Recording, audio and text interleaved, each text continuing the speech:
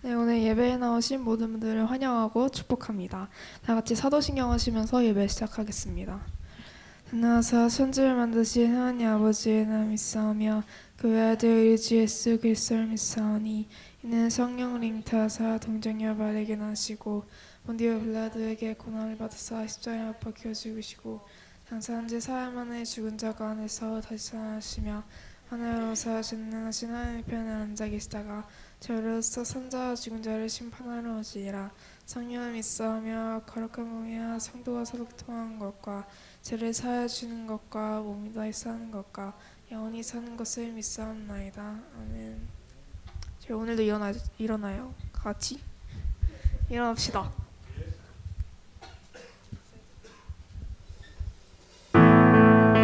같이 박수 치면서 찬양하시겠습니다.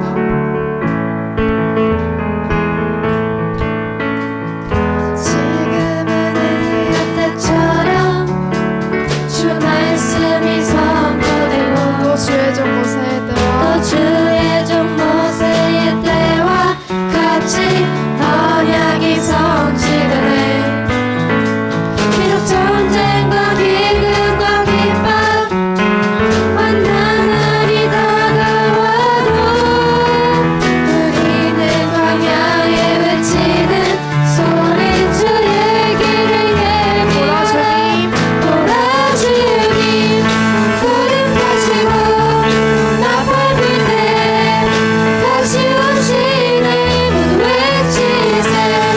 은혜의 힘 시온에서 구원이 임하네. 또 에스겔 환상처럼 마른 뼈가 살아나며 또 주의 종 다윗의 때와 같이 예배가 회복되네. 주소할 때가 이르러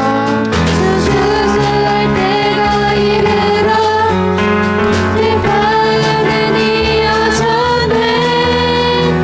우리는 추수할 때 되어 주 말씀을 선포하니.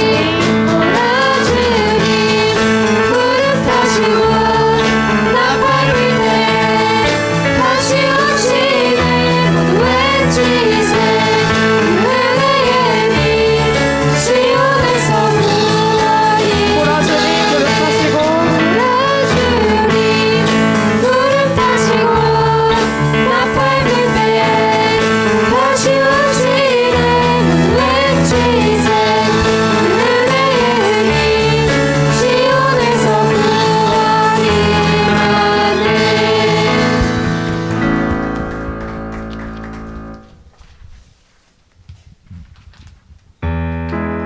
저희 또 박수 치면서 신나게 찬양하시겠습니다.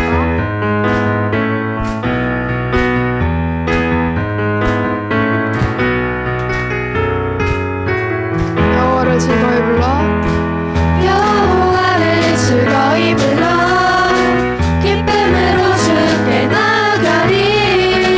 여호와 하나님 난 주의 백성 기르시는 양이라. 여호와를 즐거이 불러 여호와를 즐거이 불러 기쁨으로 주께 나가리. 여호와 하나님 난 주의 백성 기르시는 양이라. 감사함으로 주를 높이며 빈문에 들어가서 찬송함으로 그 이름을 송축할지어다. 감사함으로 주를 높이며 빈문에 들어가서 찬송함으로 그 이름을 송축할지어다. 여호와를 즐거이 불러 기쁨으로 주께 나가리. 여호와 하나님 난 주의 백성 기르시는 양이라. 여호와를 즐거이 불러 기쁨으로 주께 나가리. 여호와 하나님 난 주의 백성 기르시는 양이라. 감사함으로 주를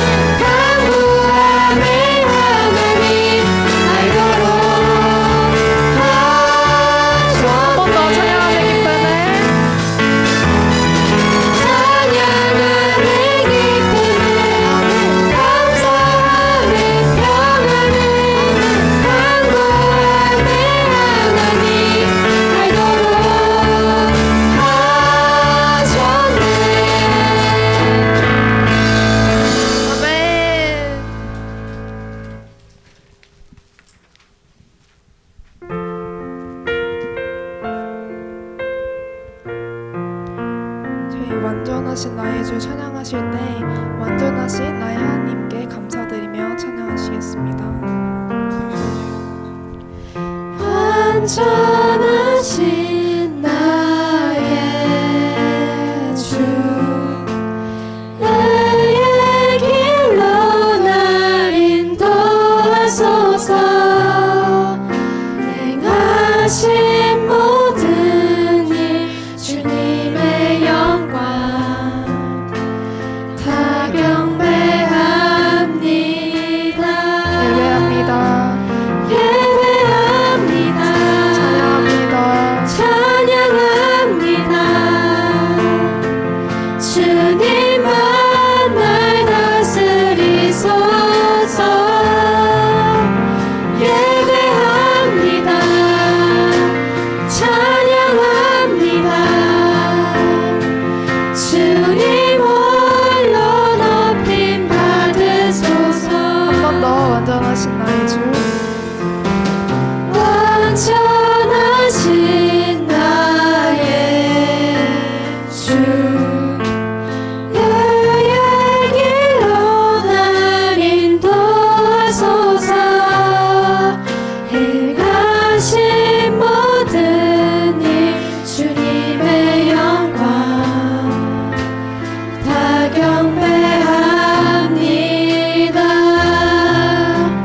예배합니다. 찬양합니다. 주님만 날 다스리소서. 주님만 날 다스리소서. 예배합니다. 예배합니다. 찬양합니다. 찬양합니다. 주님 홀로 높임 받으소서.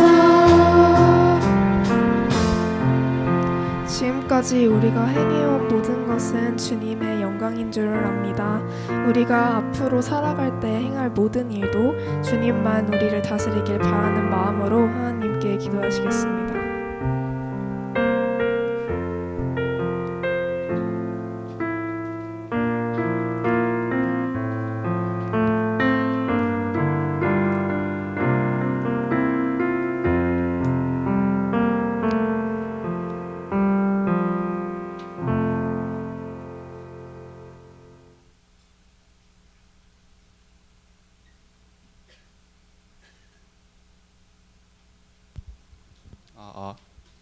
하나님, 오늘 예배 드릴 수 있게 해주셔서 감사합니다. 우리를 건강하게 해주시고 말씀을 잘 듣게 해주세요. 곧 있을 수련회도 잘 준비되게 하시고 즐겁고 은혜로운 시간이 되게 해주세요. 예수님의 이름으로 기도드립니다.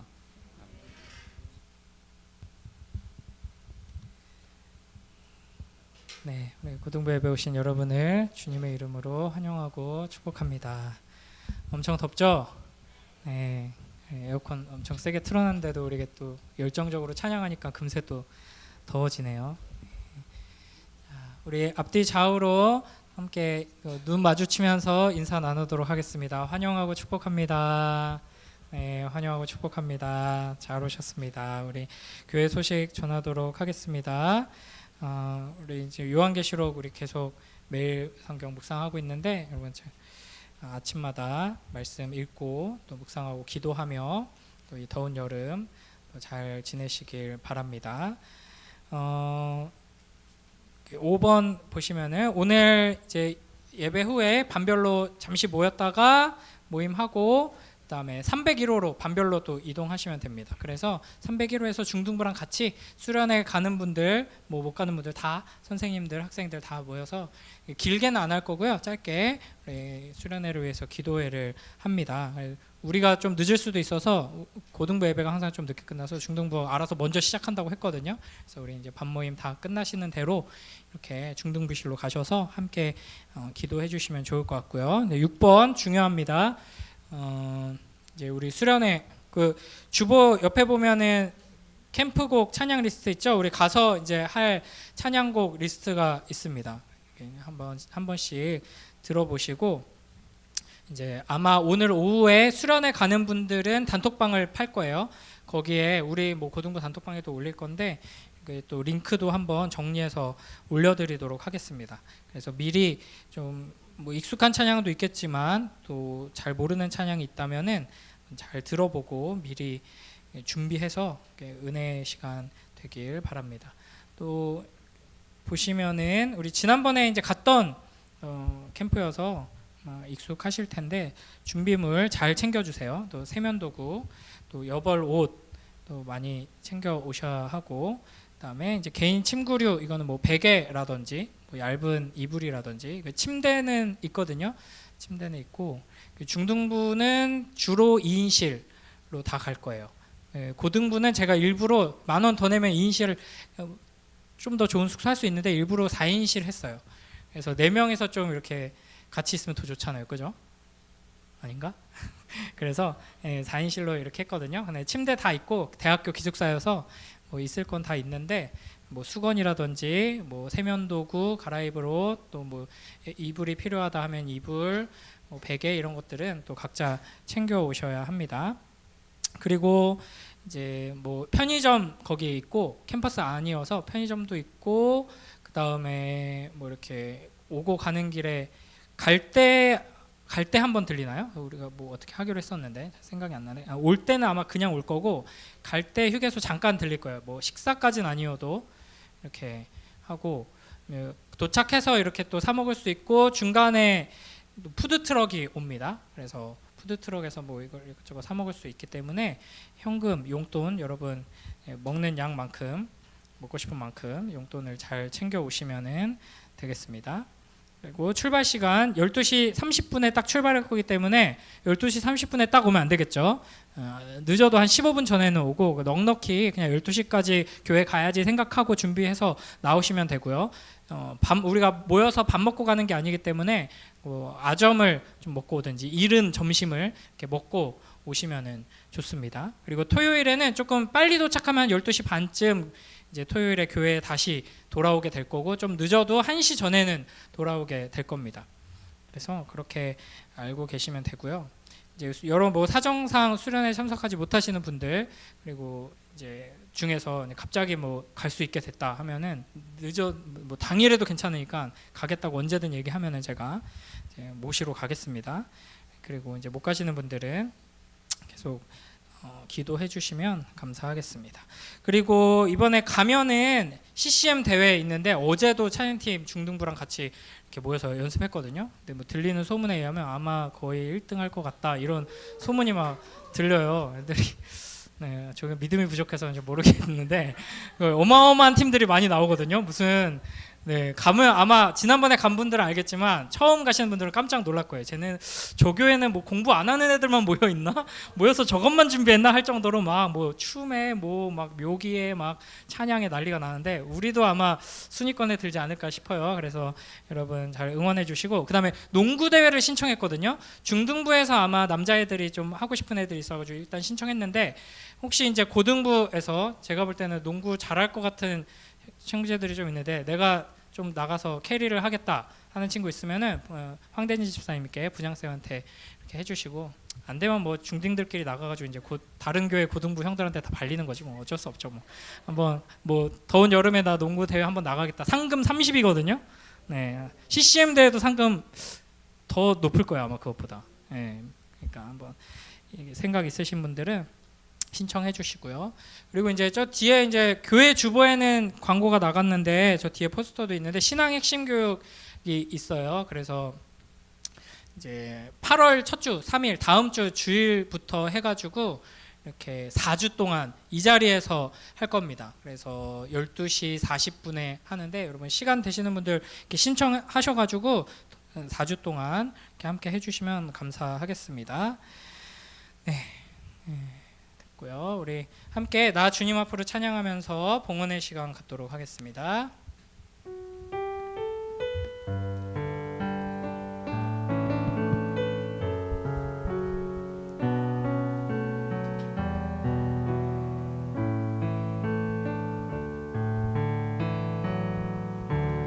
나 주님 앞으로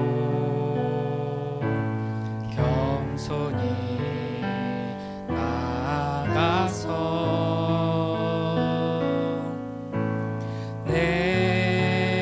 주님 말씀에 엎드릴 때 거룩한 주의 임재 내 삶을 새롭게 하네. 찬양하리 나 손 높이 들고 경배하리 나 손 높이 들고 주 임재 안으로 더 가까이 나갑니다. 주님 앞으로. 기도하겠습니다. 하나님 감사합니다. 오늘도 복된 주일 허락하여 주시고 함께 또 찬양하고 예배하며 또 하나님 은혜 안에 거하게 하시니 감사합니다. 이 시간 그 주님께서 베푸신 그 놀라운 사랑과 그 놀라운 은혜에 감사하며 예물을 드리오니 주님께서 받으시고 사용해 주시옵소서. 또 예물과 함께 우리의 마음을 주님께 드리고 또 우리의 모든 삶을 주님께 맡겨드리오니 주님께서 붙드셔서 하나님께서 얼마나 선하시고 아름다운 분이신지 우리를 통해 이 세상에 온전히 나타나도록 우리를 축복하여 주시옵소서. 감사드리며 예수님 이름으로 기도드립니다. 아멘. 네. 광고 하나 빠먹었는데 오늘 예배 후에는 반별로 모여가지고 여러분 오늘 설교 내용 딱 기억에 남는 거 또 한마디 쓰고 그 다음에 수련회를 기대하는 마음, 뭐 못 가시는 분들은 응원의 한마디 또 쓰고 그 다음에 이제 여러분 기도 제목. 그래서 수련회 준비하면서 또 수련회 가서 또 계속 이제 저랑 선생님들이 여러분 위해서 기도할 거예요. 그래서 여러분 기도 제목 최대한 좀 구체적으로 이렇게 적어주시면 그거 모아가지고 저희가 수련할 때도 기도하고 계속 기도할 거고요. 그러니까 여러분 이제 잘 적어주시면 좋겠습니다. 우리 하나님 말씀 함께 보겠습니다. 요한계시록 1장 1절에서 7절. 사실은 요한계시록 매일 성경 묵상 시작하기 전에 이거를 조금 하고 했으면은 요한계시록이 되게 재밌었을 텐데 이제 거의 끝나가요. 요한계시록. 그래도 한번 좀 살펴보려고 합니다. 자, 요한계시록 1장 1절에서 7절 말씀인데요. 우리 교독하고 마지막 7절은 함께 읽겠습니다. 네, 제가 먼저 1절 읽습니다. 예수 그리스도의 계시라. 이는 하나님이 그에게 주사 반드시 속히 일어날 일들을 그 종들에게 보이시려고 그의 천사를 그 종 요한에게 보내어 알게 하신 것이라.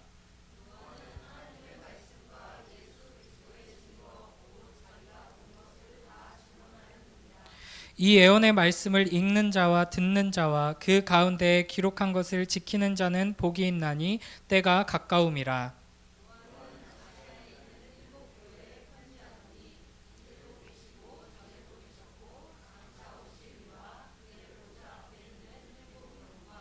또 충성된 증인으로 죽은 자들 가운데에서 먼저 나시고 땅의 임금들의 머리가 되신 예수 그리스도로 말미암아 은혜와 평강이 너희에게 있기를 원하노라. 우리를 사랑하사 그의 피로 우리 죄에서 우리를 해방하시고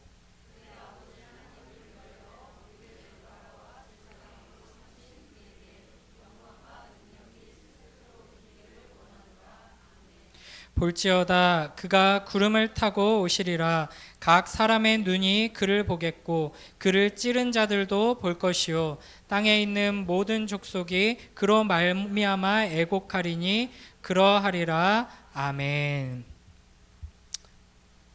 안돼 스포됐어. 두 칸이 넘어가 버렸어요. 네. 여러분 요한계시록 하면은 딱 어떤 이미지가 떠오르세요?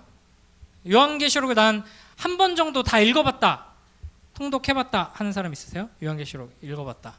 뭐 성경 자체를 안 읽는데 뭐 마지막 권 요한계시록 읽을 리가 없죠. 대충 요한계시록이 어떤 내용인지 나는 좀 들어봤다. 어떤 내용입니까? 예언. 또 누가 또 들었었는데 요한계시록이 어떤 내용인지 어떤 내용입니까? 마지막 때에 대한 그렇죠. 예언이라 그랬는데 어떤 예언이에요? 일본 대지진 예언 막 이런 거. 그렇죠? 요한계시록 하면은 그 조금 특히 이제 어른들은 굉장히 무서운 책으로 생각하는 분들 꽤 많아요. 함부로 설교하면 안 된다. 함부로 요한계시록 묵상하고 읽고 하면 안 된다. 심지어는 이렇게 생각하는 분들 꽤 많은데 그 이유가 있습니다. 벌써 스포가 됐는데 이 요한계시록을 잘못 해석해가지고 이상한 일을 벌인 역사가 상당히 오래됐어요. 그래서 이제 다미선교회라고 이름은 되게 귀여운데 그죠? 다미선교회 1992년이면 제가 초딩 때거든요. 그러면 뉴스에서 봤던 기억이 나요 저는. 그래서 온 나라가 난리였어요. 뭔가 이 사람들이 뭐라고 했냐면 여기 대놓고 여기 뭐라고 돼 있어요? 예수님은 92년 10월에 오십니다. 예수님이 오신다는 건 뭐예요? 작은 아기로 태어나시는 게 아니죠. 예수님 한 번 오셨고 승천하셔서 지금 하나님 보좌 우편에 계시고 다시 오신다고 약속하셨는데 오시는 건 뭐예요? 세상의 종말이잖아요. 그렇죠?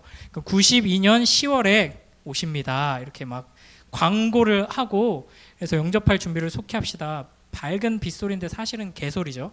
네. 예수님께서 분명히 말씀을 통해서 내가 언제 올지 아무도 모른다. 난 도둑같이 올 거다라고 말씀을 하셨는데도 불구하고 이런 식으로 하는 사람들이 굉장히 많이 있었습니다. 근데 이게 우리나라의 이단만 이렇게 된 게 아니에요. 이래가지고 주요 방송사가 이 교회 이날 다 가가지고 생중계하고 막 난리가 났어요. 예수님이 진짜 오신다고 사람들이 막 우글우글 모여가지고 막 하고 하니까 왔겠어요? 안 왔겠어요?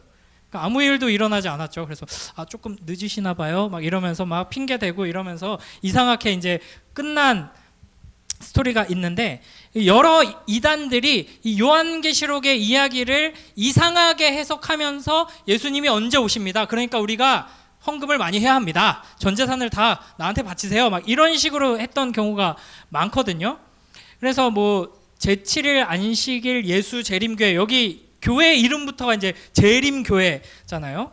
여기서도 막 그 요한계시록에 나오는 여러 숫자들과 상징들이 있어요. 그거를 어떤 상징인지 무엇을 이야기하기 위해서 이런 숫자를 쓰고 있는지를 해석해야 되는데 그걸 가지고 막 곱하기 몇 해가지고 실제 날짜로 막 계산을 하면서 이때는 이 사람들은 1844년에 예수님이 다시 오신다라고 하면서 3월 21일에 오신다고 이렇게 막 예언을 했어요. 근데 그 날짜가 되니까 또 여기도 막 모여가지고 막 울면서 기도하면서 막 이렇게 했겠죠. 근데 안 오니까 우리가 기도를 열심히 했더니 조금 늦춰주셨다. 이래가지고 10월 달로 미루고 막 이렇게 하다가 계속 안 오시니까 이제 사람들이 사기구나 하고 막 떠나죠. 이제 그러다가 여기는 이제 교주가 여자거든요. 제7 안식 재림교회 존 화이트라는 이 여자가 예수님이 안 오신 줄 알았는데 우리가 못 본 사이에 이미 오셨다. 그래가지고 심판이 이제 시작됐다니까 일종의 심판이 서류 심판 먼저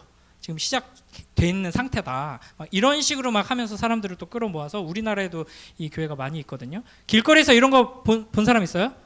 그래서 길 가다 보면 이렇게 펼쳐놓고 막 종이 나눠주고 가져가라고 하는 사람들 있잖아요. 여호와의 증인입니다. 이 사람들도 뭐 요한계시록에 뭐 71회 뭐 이런 것을 나름대로 막 해석을 하면서 1914년에 종말이 임할 것이다 이렇게 예언을 했어요. 근데 임했어요? 안 임했어요? 안 임했죠. 근데 마침 그때 세계대전이 발발하거든요. 이게 내가 예언했던 그거다 막 이러면서 이제 막 사람들 막 유혹하고 미혹하고 막 이랬었죠. 그러니까 요한계시록이라는 책이 무언가 미래를 예언하고 종말에 대해서 예언하는 그런 이야기가 아닙니다. 그래서 요한계시록은 오늘 본문 3절의 주보에 보시면은 뭐라고 돼 있냐면 이 예언의 말씀을 읽는 자와 듣는 자와 그 가운데에 기록한 것을 지키는 자는 복이 있나니 라고 말씀하시죠. 그러니까 읽고 이 말씀을 통해서 하나님의 음성을 듣고 그 다음에 이 말씀을 우리가 지켜야 한다. 그걸 목적으로 하나님께서 우리에게 주신 거예요. 그러니까 이게 단순히 과거에 일어나는 어떤 전쟁 이 요한계시록의 이 구절이 사실은 그 로마랑 거기가 전쟁했잖아 몇 년도에 그 전쟁에 대한 예언이라니까 이거 우리랑 상관없잖아요. 그걸 우리 어쩌라고 그죠? 이게 나중에 이스라엘이랑 지금 중동이랑 세계 3차 대전이 일어날 거야. 아니면은 뭐 이스라엘이랑 중국이랑 뭐 이렇게 말하는 사람도 있어요. 이스라엘이랑 러시아랑 막 성경을 근거로 해서 요한계시록을 근거로 해서 그걸 예언하는 말씀이야. 막 이렇게 하는 사람도 있는데 그게 아니에요. 사실은 장르만 잘 파악하면 요한계시록의 핵심 메시지가 뭔지 하나님께서 이 복잡하고 막 용도 나오고 막 이상한 666이니 14만 4천이니 숫자가 나오는 이 이야기들을 요한에게 환상으로 보여주셔서 기록하시고 우리에게 듣게 하시는 이유가 뭔지, 그래서 뭘 어쩌라는 건지 쉽게 파악할 수 있습니다. 그래서 요한계시록의 3가지 장르를 오늘 살펴볼 거예요. 자, 3가지 뭔지 한번 읽어봅니다. 요한계시록의 장르 시작. 예언, 묵시, 편지. 네. 자, 첫 번째로 요한계시록은 예언입니다.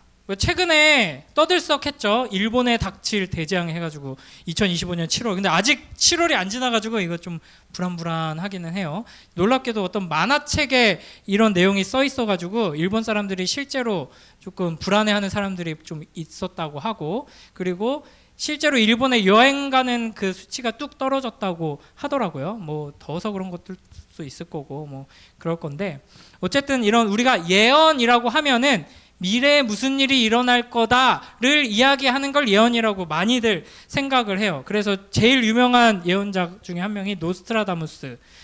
그의 기록 안에 이 세계사의 주요한 장면들이 다 담겨 있다라고 하거든요. 그리고 이제 뭐 조선에도 그런 비슷한 예언자가 있었다, 막 이런 이야기를 합니다. 근데 쉽게 말하면 사실 여러분도 할 수 있어요. 뭐 유튜브 채널 하나 파가지고 그 예언자 채널 하나 만들 수 있거든요. 그래서 여러 개를 그냥 다 모호하게 이야기를 하는 거예요.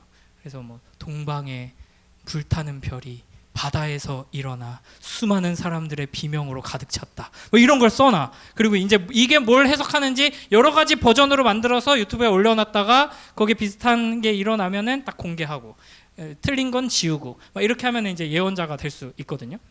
근데 중요한 거는 성경이 말하는 예언, 성경에 예언자들이 나오고 또 다른 말로 선지자라고 하거든요. 그래서 성경에 뭐 큰 책으로는 뭐 이사야서, 예레미야서, 작은 책으로는 뭐 호세아서, 이런 책들이 선지자들의 이야기, 선지자들을 통해서 하나님이 주신 말씀을 기록한 선지서, 예언서잖아요. 그러니까 성경이 말하는 예언은 미래를 점치는 게 아니라 하나님의 말씀을 전하는 겁니다. 제가 이거 여러 번 설명했는데요. 오늘 본문도 보면은 우리 1절, 2절 함께 읽어볼까요? 시작.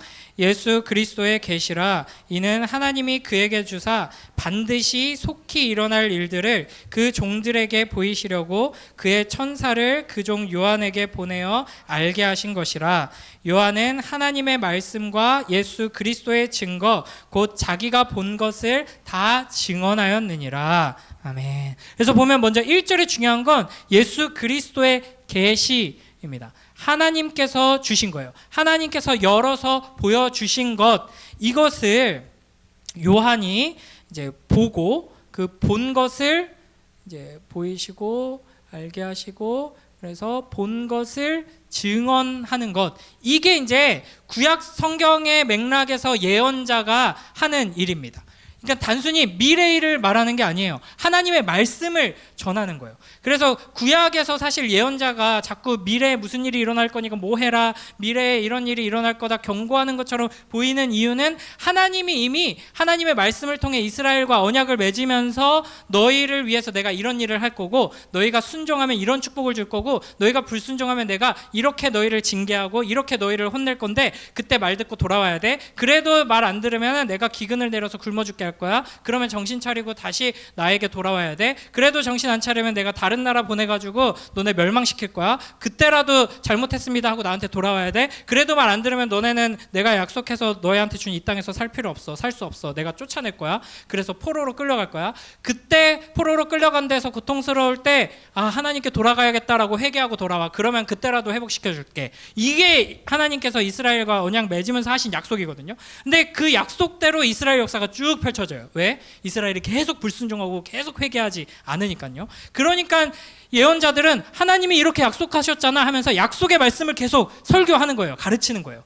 그런데 그 말씀대로 역사가 계속 이루어지다 보니까 미래를 예고하는 측면이 굉장히 강조되는 거죠. 그러나 단순히 미래에 대해 이야기하는 게 아닙니다. 그래서 이 요한계시록이라는 책도 마찬가지로 미래에 대해서 무언가 이야기하는 부분이 많아요. 사실은 마지막 때 예수님이 다시 오시기 전에 이런 일이 벌어지고 다시 오실 때 이런 일이 벌어질 것이다 라고 말씀하지만, 거기에 나타있는 수많은 상징들을 통해서 하나님께서 주시고자 하는 메시지는 미래에 구체적으로 어떤 일이 누구에 의해서 어떻게 벌어지느냐, 이 초점보다는 하나님의 약속이 어떻게 이루어지는가를 보여주고자 하는 목적이 훨씬 크다 하는 겁니다. 그래서 이 요한계시록이 큰 장르 구분 안에서는 신약의 예언서, 신약의 선지서거든요. 그렇다면 이제 요한계시록이 예언서다라고 할 때 우리가 가져야 하는 이미지는 노스트라다무스가 아니라 이런 이미지입니다. 이 사람 뭐 하는 사람일까요?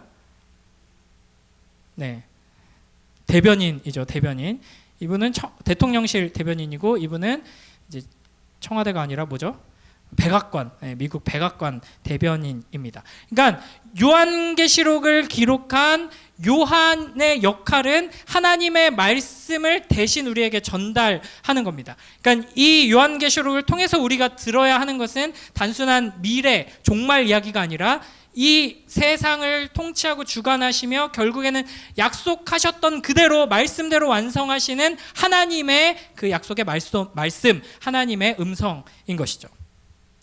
자, 그 다음에 두 번째 요한계시록의 장르는 뭐냐면 묵시입니다. 묵시. 자, 아포칼립스라는 용어를 아세요? 아포칼립스? 네. 포스트 아포칼립스 하면 뭐예요? 이게 보통 영화에서 많이 쓰이는 용어인데, 포스트 아포칼립스 하면은 지구 종말 이후의 이야기. 그래서 뭐 좀비로 인해서 아니면 뭐 회성 충돌로 인해서 전염병으로 인해서 지구가 다 종말했어. 그래서 지난번에 제가 나는 전설이다 영화 예를 들었던 거 생각나세요? 그러니까 지구가 다 종말한 다음의 이야기. 그래서 매드맥스 분노의 도로 막 이런 영화 보면은 그러니까 막 세상이 막 엉망진창이 돼가지고 악당들만 가득 차고 환경은 황폐해져 있고 막 이런 상황이거든요. 이 아포칼립스라는 용어가 이게 묵시라는 단어에서 왔습니다. 그래서 이 요한계시록은 큰 틀에서는 예언서에 속하는데 세부 장르로 따지면은 묵시예요. 그 요소들이 아주 풍성하게 담겨 있거든요. 특히 구약 성경의 여러 상징들을 사용하고 있습니다. 그래서 요한계시록을 우리가 읽을 때 여러 가지 막 용이 왜 나오는지, 뭐 짐승이 나오고 막 천국에 대해서 묘사하고 있는데 거기서 뭐 12 장로들이 나오고 12 이상한 생물이 나오고 막 이러거든요. 막 천사가 한쪽 발은 바다를 밟고 있고 한쪽 발은 땅을 밟고 있는데 엄청 거대한 천사가 나타나는데 손에 쬐끄만 두루마리가 있어가지고 그걸 먹으라 그러고, 이게 무슨 이야기야? 그냥 그 이야기 자체만 놓고 보면 잘 몰라요. 그러니까 현재 펼쳐지고 있는 역사에서 이거는 미국을 의미하는 거고 이거는 미국의 몇 대 대통령이 의미하는 거야. 막 이런 식으로 껴맞추면서 어떻게든 해석하려고 하는데 그게 아니라 구약 성경의 비슷한 장르, 묵시 장르에서 나왔던 이미지들과 연관해서 하나님께서 약속하신 그대로 이루신다 하는 걸 보여주는 장면인 것입니다. 그래서 이걸 요한계시록을 볼 때 어떻게 봐야 되냐면, 여러분 반지의 제왕 책 읽은 사람 반지의 제왕 영화 본 사람 영화 그래도 몇 명 있어요. 판타지 영화 중에서는 거의 오래된 영화인데도 불구하고 거의 최고로 아직까지도 꼽히고 있거든요. 그 소설로도 세계 판타지 문학의 거의 정점이면서 거의 시초예요. 그래서 나니아의 연대기 쓴 C.S. 루이스랑 이 반지의 제왕 쓴 톨킨이 절친이거든요. 둘이 맨날 이렇게 모여가지고 둘 다 이제 옥스퍼드 교수였는데 둘 다 만나가지고 맨날 대화 나누는 주제가 이 이야기를 만들어낸 거예요. 반지의 제왕 이 만든 톨킨은 이 뭐 요정의 언어, 뭐 드워프의 언어, 막 이런 언어를 실제로 자기가 만들어내고 그런 종족들을 고안해낸 사람이에요. 근데 이 사람들이 이 두 사람이 나니아 연대기와 반지의 제왕을 통해서 결국에는 하고 싶었던 이야기가 뭐냐면 성경의 이야기를 새로운 세계 안에서 새로운 이야기로 들려주고 싶었던 거예요. 그래서 C.S. 루이스는 아이들에게 나니아 연대기라는 이야기를 통해서 예수님에 대해, 인간에 대해, 하나님의 사랑에 대해, 하나님의 통치에 대해 들려주고 싶었던 거고, 반지의 제왕 같은 경우는 여기에 주요 인물들이 인간의 그 연약함과 인간의 어떤 측면들을 드러내면서 동시에 우리의 유일한 구원자이신 예수 그리스도의 어떤 측면들을 막 드러내고 있고 막 그렇거든요. 선악의 구도와 뭐 이런 것들이. 근데 예를 들어서 이 반지의 제왕의 이야기가 담고 있는 그 메시지의 핵심을 파악하기 위해서 저는 이제 뭐 레골라스라는 그 요정 캐릭터를 되게 좋아하는데 남자거든요. 엄청 잘생기고 활 잘 쏘는 사람이 있어요. 근데 막 그 영화를 딱 이렇게 보면서 활통에 화살이 9개가 꽂혀 있었어. 그 장면에서. 봤어? 그 9개가 뭘 상징하겠어? 막 이러면서 막 이야기를 한다면 크게 의미가 없거든요. 그러니까 큰 맥락 안에서 핵심 메시지를 살필 수 있는 능력이 필요합니다. 그래서 요한계시록 같은 경우도 너무 세부적인 거예요. 이 숫자가 어떻고 뭐 어쩌고 저쩌고 이런 거에 매몰되기보다는 큰 틀 안에서 하나님께서 이 이야기를 통해 우리에게 들려주시려는 핵심 메시지가 뭔가, 그걸 놓치지 않는 선에서 계속 해석해 나가고 적용해 나가는 게 매우 중요합니다. 그러면은 이제 뭐겠어요? 이 요한계시록의 핵심 메시지가. 오늘 그거 하나 이야기 하면은 끝이거든요. 이 요한계시록을 저에게 가르쳐 주신 교수님의 선생님이 미국의 유명한 학교에서 이제 요한계시록을 가르치는 뭐 포이스레스라는 교수님이신데, 그분의 이제 이야기를 들어보면은 이 요한계시록 본인의 이제 강의를 듣고 이제 교회 초청을 받아서 요한계시록에 대해서 이렇게 강의를 하는데, 막 초딩들 막 11살, 2살 이런 아이들이 막 집중을 해서 막 1시간 넘는 강의를 막 필기하고 막 이렇게 듣더래요. 그래서 와, 이거는 어른들도 힘들고 사실은 신학생들도 힘들어하는 건데 이거 어떻게 이렇게 열심히 저렇게 듣지 하고 이제 집회가 끝나고 이렇게 물어봤대요. 너 그 목사님, 교수님 강의 무슨 내용이었는지 이해가 되니? 이렇게 들었는데 네, 너무 재밌었어요. 그래서 그럼 오늘 강의 내용이 뭐였어? 그랬더니 예수님이 이긴다는 거요. 이렇게 딱 대답을 하는 거예요. 이게 요한계시록의 핵심이거든요. 이게 요한계시록을 통해서 하나님께서 우리에게 주시고자 하는 메시지의 가장 중요한 핵심입니다. 그래서 제가 예전에 이제 중등부, 고등부 아이들하고 이렇게 같이 성경 공부하고 이럴 때 전혀 신앙생활 경험이 없는 아이들이랑 이제 계속 만났었거든요. 그래서 제가 이제 기타도 가르쳐주고 이렇게 같이 책도 읽고 막 이렇게 했었어요. 그러면서 이제 주로 남자애들이어가지고 애들한테 이런 거 반지의 제왕, 뭐 드래곤 라자 막 이런 판타지 소설 막 이런 거, 뭐 추리 소설 이런 거 추천해주고 읽어오면 같이 얘기 나누고 막 이렇게 했었는데, 그러다가 이제 슬슬 요한복음 한번 읽어보라고 하고, 그러다가 요한계시록을 한번 읽어보라고 숙제를 내줬었어요. 그리고 나서 한 일주일 지나가지고 만났는데 요한계시록은 너무 어려워요, 뭔 소리인지 모르겠어요 할 줄 알았는데 남자애들이 막 오자마자 막 수다를 떠는 거예요. 야, 요한계시록 진짜 재밌지 않냐? 막 욕 나오고 막 장난 아니던데, 막 뭐 장난 없던데, 막 이러면서 막 얘기를 하는 거예요. 그래서 신기해가지고 너네 물어봤어요. 너네 요한계시록 한마디로 한번 핵심 내용이 뭔 것 같아? 그랬더니 뭐 예수님 짱짱 이런 거 아닙니까? 막 이러면서 남자애들이 다 이긴다는 거 아닙니까? 다 끝장 나던데요? 막 이러면서 얘기를 하는 거예요. 그러니까 요한계시록의 핵심 메시지가 바로 이겁니다. 그러니까 이 요한계시록의 장르가 뭔지를 안다면 이걸 쉽게 파악할 수 있는 것이죠. 마지막 장르는 편지입니다. 여기 보면은 4절부터 요한은 아시아에 있는 7교회에 편지하노니라고 되어 있죠. 그러니까 이 편지로 쓰여져서 전달된 문서예요. 대상은 7교회들이죠. 그래서 돌려 읽으라라고 하면서 보내진 글이죠. 그래서 그 요한계시록 1장 1절부터 3절은 그냥 제가 만들어낸 표현인데 표지라고 할 수 있어요. 표지. 그리고 이제 4절부터 7절이 서론 네, 해당합니다. 이 서론에서 분명하게 이제 편지라고 나와 있죠. 그러니까 중요한 거는 편지는 편지로 읽고, 묵시는 묵시로 읽고, 예언은 예언으로 읽고, 기사는 기사로 읽고, 이게 우리한테 필요한 거예요. 이게 이제 여러분 언어 영역 성적 향상의 지름길입니다. 이걸 잘 알아야겠죠. 근데 이걸 못해서 요한계시록이 재미없고 어렵다 혹은 무섭다 이렇게 이야기를 하는 겁니다.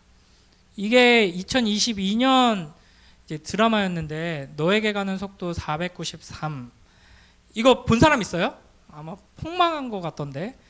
이게 누군지도 모르겠어요. 이게 뭐 배드민턴 선수인가 봐요. 이거 아는 사람, 본 사람. 봤어? 재밌어요? 재밌었는데 미안해요. 네, 재미있는 그 경험을 제가 못 얻겠네요. 네, 재밌었대요. 저는 뭐 이거 잘 모르는데, 뭐 예를 들면 이런 거예요. 여기 이제 주인공이 이제 테니스, 배드민턴인가?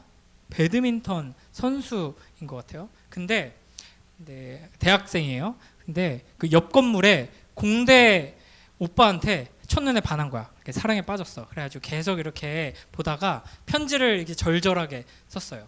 그래서 오빠에게 가는 나의 마음의 속도는 493 이러면서 막 편지를 썼어요. 그랬더니 그 공대 오빠한테 답장이 왔어요.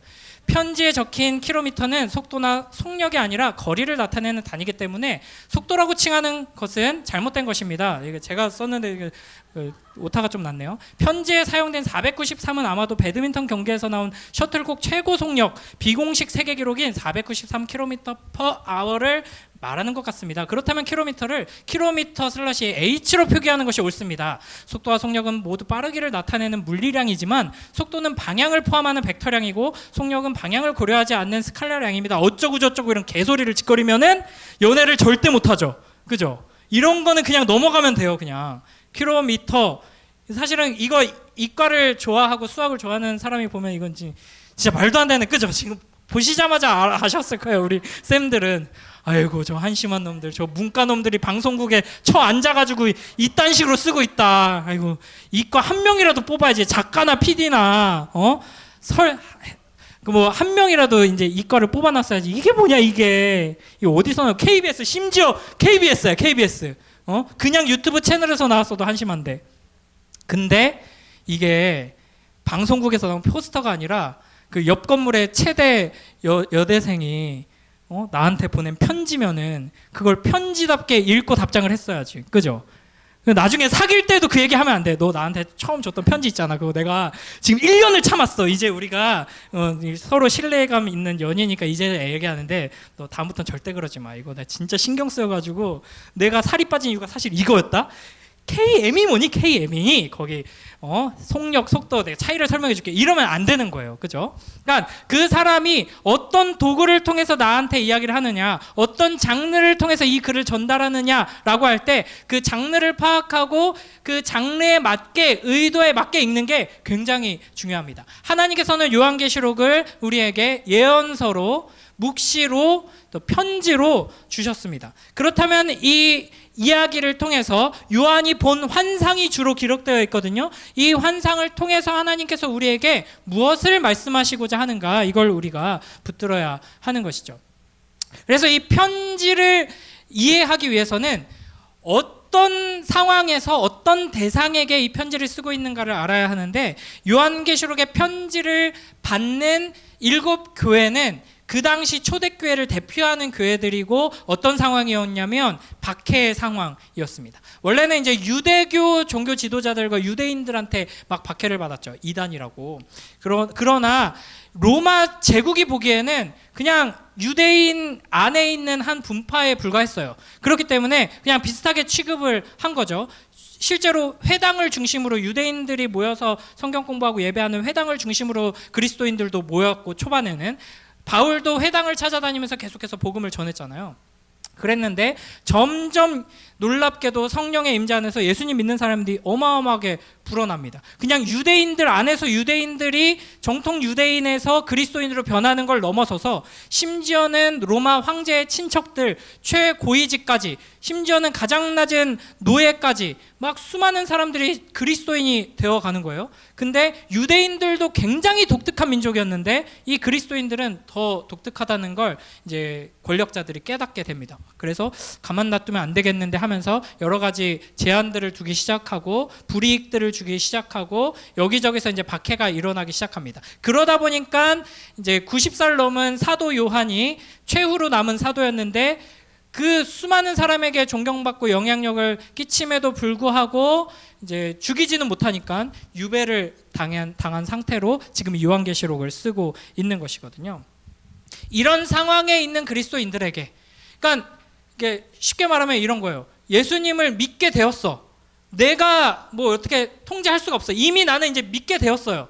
믿게 되었는데 분명 예수님 곧 다시 오신다고 듣고 그걸 믿고 다시 오실 걸 준비하고 기대하면서 부지런히 모여서 말씀 듣고 배우고 서로 사랑하면서 막 이웃을 사랑하면서, 로마인들은 막 갓난아기 장애 있으면 그냥 갖다 버리고 여자이면 그냥 갖다 버리고 했는데 쓰레기장 가서 애들 다 데리고 와가지고 애기들 막 키우고 막 이렇게 살아가면서 금방 오시겠지? 이러고 있었는데 예수님은 계속 안 오시고 박해는 점점 시작되고, 이러니까 믿음이 흔들리는 사람들이 나타나고 배교하고 떠나가는 사람들이 나타나고, 근데 우리는 믿음은 안 없어져요. 믿음을 버릴 수는 없어. 근데 버리고 싶고 너무 무서워. 이런 상황에 있는 교회에게 하나님께서 편지를 보내시는 것입니다. 그래서 인사말이 이렇게 시작합니다. 우리 빨간 부분만 읽어볼까요? 시작. 예수 그리스도로 말미암아 은혜와 평강이 너희에게 있기를 원하노라. 아멘. 우리에게 은혜를 주시기 위해서 이 요한계시록을 주시는 겁니다. 초대교회에게 주시는 것이고요. 또 우리에게 주시는 겁니다. 그러니까 은혜가 뭐냐?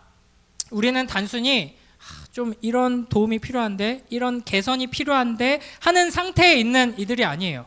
지금 초대교회 박해가 막 이렇게 시작되고 막 이제 조짐이 안 좋아요. 요즘 날씨 더워지고 하는데 조금 지나면 괜찮겠지가 아니라 과학자들이 대부분 이구동성으로 이제 여러분이 경험하는 가장 시원한 여름입니다 이야기 하잖아요. 여러분 나이 들면 이제 더 더워질지도 몰라요. 이제 그런 것처럼 이 상황이 나아질 거라는 기대를 할 수 없는 현실 속에 있습니다. 그때 하나님께서 우리에게 주시는 말씀은 너희에게는 이 상황이 약간 좀 달라지고 반전되고 너의 능력이 도움이 조금 이렇게 생겨나고 이 정도가 너희에게 필요한 것이 아니라 너희에게 필요한 건 은혜다. 너희에게 필요한 건 내가 베풀어주는 은혜가 너희에게 필요하다라는 것을 말씀하시는 것이고요. 하나님께서 베풀어주시는 그 은혜로 말미암은 평강이 너희에게 필요하다. 그러니까 잠시 기분 좋고 잠시 그냥 막 마음을 놓을 수 있는 휴가 같은, 그래서 계속 힘들지만 그래도 휴가 때 마음껏 잘 쉬었다. 이 정도가 필요한 게 아니라 그 누구도 흔들 수 없는 영원한 평강, 하나님의 은혜로부터 말미암은 그 평강이 너희에게 필요하다. 그걸 내가 너희에게 주겠다라는 목적으로 이 책을 하나님께서 우리에게 주고 계십니다. 그래서 3절 말씀 우리 빨간 글씨 함께 읽습니다. 시작. 이 예언의 말씀을 읽는 자와 듣는 자와 그 가운데에 기록한 것을 지키는 자는 복이 있나니 때가 가까움이라. 아멘. 우리가 이제 요한계시록 계속 매일 성경 묵상하고 있는데 이제 조금 여유가 생겼죠, 여러분. 날씨가 좀 덥지만 오늘부터라도 내일부터라도 이 요한계시록 말씀을 읽고 그 밑에 해설 좀 어려울 수도 있어요. 그 해설을 읽고 여러분이 이게 두려움 가운데 있는 우리를 위해서 하나님께서 용기 내라고, 내가 너희를 떠난 게 아니고 내가 능력이 부족해가지고 지금 너희가 보고 있는 현실이 이 지경이 된 게 아니고 내가 승리했고 곧 완성할 것이다. 구약의 수많은 이야기를 통해 너희에게 준 그 약속 있지? 그걸 내가 이룰 거야 라는 것을 계속 들려주시는 겁니다. 그러니까 정신 차려. 그러니까 울지 마. 그러니까 지쳐있지 말고 힘내도 돼. 의미 없지 않아. 열심히 해도 돼. 이렇게 예수님께서 계속 우리에게 주시는 말씀인 것이죠. 그래서 한마디로 이게 요한계시록의 메시지의 핵심이라고 할 수 있습니다. 자, 찐막. 진짜 마지막. 크게 읽습니다. 시작. 이것을 너희에게 이르는 것은 너희로 내 안에서 평안을 누리게 하려 함이라. 세상에서는 너희가 환난을 당하나 담대하라. 내가 세상을 이기었노라. 아멘. 이제 남은 기간 동안 요한계시록 말씀 매일 성경으로 읽고 묵상하면서 승리하신 예수 그리스도를 믿음의 눈을 들어서 보고 그 승리하신 예수 그리스도로 인해서 위로받고 세임 얻고 주님과 함께 동행하는 삶을 살아가는 우리 모두가 되길 주님의 이름으로 축복합니다. 우리 잠시 반주해 주시면 우리 기도하도록 하겠습니다. 오늘 주신 말씀을 기억하면서 함께 기도할 때 주님, 박해와 환난의 상황 속에 있던 초대교회가 이 요한계시록의 말씀을 통하여서 용기를 얻고 마지막 때를 영광을 또 기다리고 준비하는 교회로 섰던 것처럼 하나님 아버지 더운 여름에 하나님 말씀을 통하여서 승리하신 예수 그리스도를 붙들게 하시고 승리하신 주님과 함께 영원한 승리를 약속받은 주님의 자녀답게 하루하루 살아갈 수 있도록 우리를 축복하여 주시옵소서. 이 시간 함께 기도하고 제가 기도하고 마치겠습니다. 기도합니다. 하나님 아버지 감사합니다. 오늘도 복된 주일 우리에게 주셔서 하나님 말씀을 듣게 하시고 이 요한계시록이라는 책이 또 우리에게 얼마나 귀한 것이고 이 책을 통해서 하나님께서 주시는 메시지가 얼마나 귀한 것인지를 우리가 배우게 하시니 감사합니다. 아버지 하나님, 이 책 안에 담긴 예언의 말씀, 또 묵시의 말씀, 또 하나님의 그 사랑의 편지를 우리가 귀 기울여 듣게 하시고 이 말씀을 통하여서 승리하신 예수 그리스도, 이 어두운 시대에 또 하나님의 영광을 우리에게 허락하신 그 예수 그리스도의 음성을 듣게 하시고 그 능력을 힘입게 하시고 매일매일의 삶 속에서 주님과 동행하는 복된 삶이 될 수 있도록 우리를 축복하여 주시옵소서. 하나님 아버지 감사합니다. 우리를 사랑하셔서 우리에게 계속해서 말씀하시고 또 이 아름답고 귀한 책 요한계시록을 우리에게 허락하여 주시니 감사합니다. 매일매일 하나님 말씀을 읽고 또 듣고 묵상할 때 이 말씀을 통하여서 살아계신 주 예수 그리스도를 보게 하시고 예수님께서 이미 승리하셨음을, 그리고 곧 그 승리를 완전케 하실 것을 우리가 믿고 기대하고 바라보며 나아가는 주님의 자녀들 될 수 있도록 축복하여 주시옵소서. 감사드리며 예수님 이름으로 기도드립니다. 아멘. 이제는 우리 주 예수 그리스도의 은혜와 아버지 하나님의 무한하신 사랑과 성령 하나님의 함께 하시는 은혜가 예수 그리스도의 그 승리를 바라보고 그 승리를 소망하며 매일매일의 삶을 살아가기를 소원하는 이 자리에 모인 모든 주님의 자녀들 머리 위에 이제로부터 영원토록 함께 있을지어다. 아멘. 네, 예배를 마쳤습니다. 반별로 모이면 되겠고요. 제가 또 광고 하나 좀 까먹었는데 제가 오늘 좀 길게 했죠, 설교를. 그 말은 이제 수련회 갔다 오면 또 당분간 좀 짧게 하겠다는 각오가 담겨 있는 거거든요. 수련회 갔다 와서 미랄 인터뷰를 한 2-3주 정도는 여러분을 대상으로 할 거예요.